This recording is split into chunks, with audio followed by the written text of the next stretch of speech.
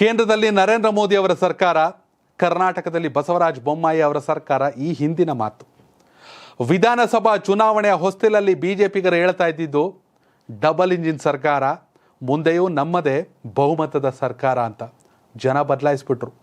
ಆಗ ಕಾಂಗ್ರೆಸ್ ಅವರು ಏನು ಹೇಳಿದ್ರು ನಂಬಿಕೆ ಬರ್ತಾ ಇರಲಿಲ್ಲ ರಾಜಕೀಯವಾಗಿ. ಸಿರಿಧಾನ್ಯಗಳನ್ನ ಸೇವಿಸಿದ್ರೆ BP ಶುಗರು 100% ಕಂಟ್ರೋಲಿಗೆ ಬರುತ್ತೆ.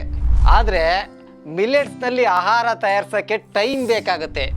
ಈಗ ಡೋಂಟ್ ವರಿ, 1 ಗ್ಲಾಸ್ ಹಾಲಿಗೆ 1 spoon Jeeni millet milk powder ಹಾಕಿ ಶೇಕ್ ಮಾಡಿ ಕುಡಿರಿ.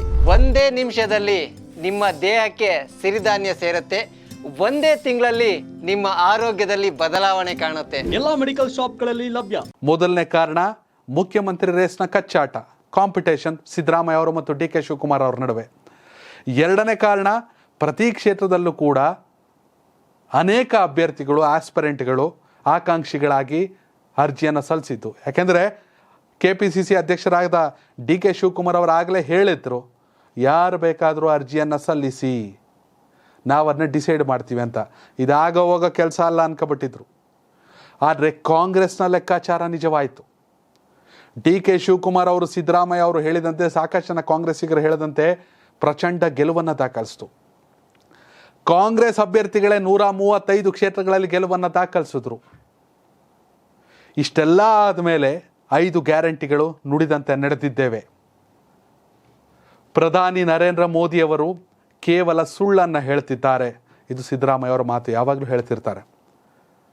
ಇಷ್ಟೆಲ್ಲ ಲೆಕ್ಕಾಚಾರದ ನಡುವೆ ದೇಶ ಅಂತ ಬಂದಾಗ, ಪ್ರಧಾನಿ ಅಂತ ಬಂದಾಗ, ದೇಶದ ವಿಚಾರವನ್ನು ಬದಿಗಿಟ್ಟು ಕರ್ನಾಟಕದ 28 ಲೋಕಸಭಾ ಕ್ಷೇತ್ರಗಳು ಅಂತ ಬಂದಾಗ BJPಗೆ ಇರುವಷ್ಟೇ ವಿಶ್ವಾಸ ಕಾಂಗ್ರೆಸ್ಗೂ ಇದೆ ಅನ್ನೋದು CM ಸಿದ್ದರಾಮಯ್ಯ ಅವರ ಮಾತಿನಲ್ಲೇ ಗೊತ್ತಾಗ್ತಾ ಇದೆ.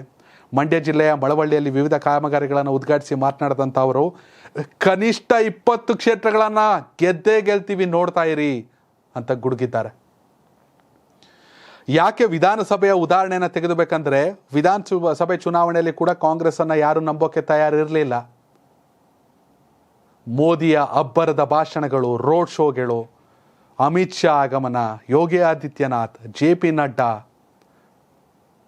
ಈ ಎಲ್ಲ ಲೆಕ್ಕಾಚಾರಗಳ ನಡುವೆ ಕೂಡ ಗೆಲುವನ್ನು ದಾಖಲಿಸಿದ್ದು ಕಾಂಗ್ರೆಸ್. ಎಸ್, ಪಂಚರಾಜ್ಯ ಚುನಾವಣೆಯಲ್ಲೂ ವ್ಯತ್ಯಾಸ ಆಗಿದೆ. ಆದರೂ ತೆಲಂಗಾಣದಲ್ಲಿ ಕಾಂಗ್ರೆಸ್ ಅಧಿಕಾರಕ್ಕೆ ಬಂತು. ಅದು ಕೂಡ ಕಾಂಗ್ರೆಸ್ಗೆ ಪ್ಲಸ್ಸೇ, ಅದೇನು ಮೈನಸ್ ಅಂತ ಹೇಳೋಕ್ಕಾಗಲ್ಲ. ಹೀಗಾಗಿ ದಕ್ಷಿಣ ಭಾರತ ಅಂತ ಬಂದಾಗ BJPಯ ವೋಟ್ ಬ್ಯಾಂಕ್ ಗಟ್ಟಿಯಾಗಿರೋದು ಕರ್ನಾಟಕದಲ್ಲಿ ಮಾತ್ರ. 25 ಜನ ಸಂಸದರು, ಜೊತೆಗೆ ಬೆಂಬಲಿತರು ಸೇರಿ 27, JDS ಜೊತೆಗಿನ ಮೈತ್ರಿ, ಈ ಎಲ್ಲ ಲೆಕ್ಕಾಚಾರಗಳನ್ನು ನೋಡಿದಾಗ ಕಾಂಗ್ರೆಸ್ನ ಲೆಕ್ಕಾಚಾರ ಏನಾಗುತ್ತೆ?